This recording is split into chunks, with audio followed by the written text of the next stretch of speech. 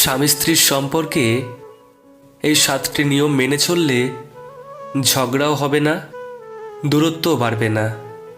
Number 1, কখনো একে অপরের কাছে কোনো কিছু লুকাবেন না। নাম্বার 2, একে অপরের সাথে বন্ধুত্বের মতো আচরণ করবেন। নাম্বার 3, ছোটোখাটো বিষয় নিয়ে ঝগড়া বড় করবেন না। নাম্বার 4, স্বামী স্ত্রীর নিজস্ব কথা অন্যকে জানাবেন না। নাম্বার 5, দুজনের মধ্যে কখনো তৃতীয় ব্যক্তিকে ঢুকতে দিবেন না।